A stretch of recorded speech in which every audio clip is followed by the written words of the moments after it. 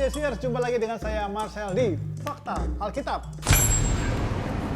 Ya, Fakta Alkitab kali ini kita akan membahas tentang batu kilangan. Nah, kita akan bertanya-tanya nih kepada pakarnya bagaimana batu kilangan ini fungsinya apa, kemudian digunakan untuk apa aja. Kita akan langsung saja tanya kepada Pak Bambang yang saat ini sudah ada di samping saya. Ya. Pak Bambang, saya pernah dengar perkataan Yesus bilang begini, lebih baik batu kilangan ini diikat di leher lalu orang itu dilempar ke laut daripada dia menyesatkan orang-orang yang lemah ini. Nah, kira-kira maksud dari perkataan Tuhan Yesus itu apa sih Pak Bambang? Ya, kalau melihat di naskah-naskah Perjanjian Baru, selain batu kilangan, Yesus juga sering menggunakan perumpamaan-perumpamaan dengan mengambil benda-benda yang umum digunakan oleh masyarakat pada saat itu. Ya. Jadi Yesus menggunakan batu kilangan sebagai salah satu benda dalam perumpamannya yang disampaikan oleh Yesus itu.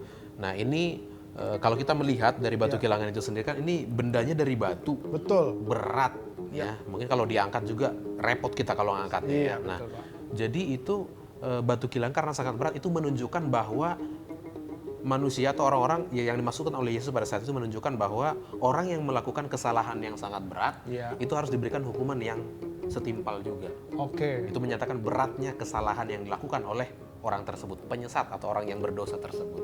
Berarti zaman itu memang ada hukuman yang seperti itu Pak ya, kalau orang bersalah diikatkan batu kilangan langsung dilempar ke laut. Iya. Kalau membaca beberapa sumber, beberapa naskah, jadi memang ini bukan tradisi yang baru ada pada saat itu. Kalau ada yang mengatakan bahwa tradisi penghukuman seperti itu sudah berlangsung dari kebudayaan Syria bahkan Yunani kuno. Itu sudah berlangsung, dan orang-orang yang bersalah yang melakukan dosa-dosa yang sangat besar itu mereka diberikan hukuman yang sangat berat. Dan salah satu hukuman yang diberikan adalah dengan melemparkan ke laut dengan diikat lehernya dengan menggunakan batu kilangan ini sendiri. Oke, berarti kalau dari keterangan Pak Bambang tadi bahwa hukumannya kan berat ya tadi kan, berarti menghilangkan nyawa orang lain dan itu ternyata equal sama penyesat. Iya kan, berarti begitu ya Pak ya. Betul. Jadi kalau orang menyesatkan orang lain, nah itu hukumannya langsung dibuang ke laut. Bahasa gaulnya ke laut aja, mungkin gitu ya. Waduh, Tuhan Yesus zaman dulu udah gaul juga ternyata ya, sampai ngomongnya kayak gitu. Nah, sebetulnya tapi fungsi batu kilangan sendiri apa sih Pak? Fungsi batu kilangan. Nah, ini secara umum batu kilangan itu berfungsi untuk membuat tepung ya, berasal dari gandum misalnya atau dari biji-bijian. Oke. Nah, kan belum ada mesin. Kalau Iya, sekarang iya, kan iya. sudah ada mesin pembuat tepung gitu ya. Kita juga sudah bisa beli tepung yang sudah jadi. Kalau pada zaman dahulu, mereka hasil-hasil pertanian seperti gandum dan yang lain itu mereka harus mengolah sendiri dengan menggunakan alat yang seperti Iya, ini. iya, iya, Jadi fungsinya untuk membuat tepung. Dan bentuknya mungkin tidak semuanya persis sama seperti ini. Iya, iya, iya. Ada yang pasti ukurannya lebih besar tergantung batunya. Ya, kalau batunya besar ya ukurannya lebih besar, tetapi secara prinsip bentuk dari batu kilangan ini sendiri itu ada dua bagian bawah dan bagian atas. Ada batu kilangan atas dan batu kilangan bawah. Oke. Nah, batu kilangan bawah ini untuk menampung hasil gilingan tepung itu. Lalu yang bagian atas ini, yang diputar ini adalah tempat untuk menampung biji yang belum digiling. Sini ya. Di bagian atas ini ya, nanti masukkan di dalam lalu diputar. Nah, lalu nanti biji itu kan masuk ke dalam lubang kecil ini dan digiling atau digerus di bawah permukaan di antara dua batu ini.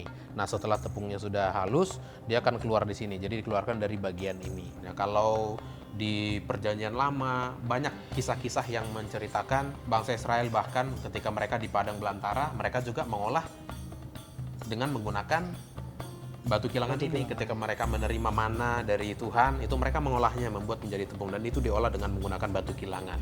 Atau peristiwa ketika kita membaca peristiwa Abraham, Sarai sendiri ketika dia membuat roti gandum, dia juga membuat tepung itu dengan menggunakan batu kilangan itu sendiri. Nah, ukurannya kan juga beda-beda. Ya. Ada nggak Pak yang misalnya paling besar gitu, akhirnya untuk menggerakkannya harus pakai tenaga yang lain, bukan manusia tapi hewan misalnya gitu? Ada, tapi mungkin bentuknya agak berbeda. Nah, kalau yang di depan kita ini adalah batu kilangan tangan yang umum digunakan biasanya perempuan. Kan budaya patriarki orang Israel pada saat itu, perempuan yang sering bekerja untuk mengolah makanan. Jadi biasanya diolah oleh dipakai oleh perempuan. Lalu ada juga bentuk dari batu kilangan yang dari segi bentuknya agak sedikit berbeda. Dia dari batu bentuknya agak bundar, lalu ada kayu di tengah-tengahnya dan kayu itu diikatkan ke leher keledai. Nah, lalu keledai berjalan memutari batu kilangan itu, melakukan proses penggilingan gandum itu sendiri. Karena lebih besar, lebih berat, jadi butuh tenaga yang lebih besar, digunakanlah keledai. Lalu dalam peristiwa di Alkitab juga pernah juga dikatakan mungkin itulah yang dimaksud ketika Simpson dihukum gitu ya. Kan dia di lehernya diikatkan batu kilangan itu dan dia disuruh dihukum untuk mengoperasikan batu kilangan itu sendiri. Jadi yang tadi diikatkan ke Keledai. leher keledai. Saya pikir keledainya menyesatkan, Pak, makanya diikatkan batu kilangan. Enggak sih, Bukan ya, Pak? justru keledainya jadi membantu membantu ya. Iya, Pak Bambang, di Alkitab pernah mengatakan begini bahwa batu kilangan ini nggak boleh dijual. Emang seberapa berharganya sih batu kilangan ini, Pak? Nah, kalau misalnya nih kita ini aja kita kaitan dengan kehidupan zaman sekarang. Kalau misalnya kita nggak makan gimana? Lapar pasti ya. Kalau misalnya 3 hari nggak makan, sakit. Nah, 3 hari nggak makan, mati. Mati kali. Nah, jadi kaitannya benda ini adalah benda yang harus ada di setiap rumah tangga. Karena ini akan digunakan setiap hari oleh wanita ya yang ada di ibu ya, perempuan yang memang menyediakan makanan untuk rumah itu.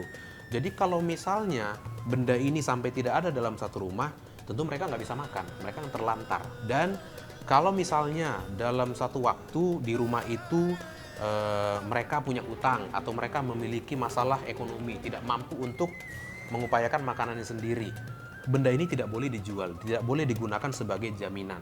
Karena ketika benda ini tidak ada di dalam rumah itu, maka mereka nggak akan makan, mereka akan terlantar. Nah, jadi ini benda yang sangat diperlukan, nggak boleh sampai pindah tangan kemana-mana. Dan juga di Alkitab dikatakan jangan mengambil batu kilangan ini sebagai jaminan. Nggak boleh digadaikan itu, nggak bisa makan itu. Betul. Nah, dan ini juga ketika misalnya ada orang yang berhutang kepada saya, lalu saya mengambil benda berharga yang ada dalam rumah itu, saya sudah mengambil jiwanya. Karena kebutuhan pokok itu ada Kebutuhan di sini. pokok ya? ada di situ. Bisa diolah di sini ya. Ya, itu. Oke, nah itu tadi Jessier fakta Alkitab mengenai batu kilangan. Ternyata batu kilangan ini selain untuk mengolah bahan makanan, ternyata juga bisa dipakai untuk menghukum yang saat itu ya. Ya, oke. Nah, demikian fakta Alkitab tentang batu kilangan, dan fakta Alkitab berikutnya adalah bagi Jessiers yang pengen tahu artikel lengkap mengenai batu kilangan, silakan kunjungi www.jawaban.com. Nah, kalau yang pengen tahu langsung lihat barangnya, gimana nih Pak Maman? Iya, buat Jessiers yang ingin langsung melihat koleksi batu kilangan atau koleksi-koleksi museum yang lain, silakan datang langsung ke Museum Alkitab di Jalan Salemba Raya 12 Jakarta Pusat. Kami siap untuk melayani Anda. Iya, terima kasih sudah menonton Fakta Alkitab, dan jangan lupa Anda subscribe, like, komen, dan share JC Channel. Oke, Tuhan berkati. Terima kasih Pak Maman. Sama-sama.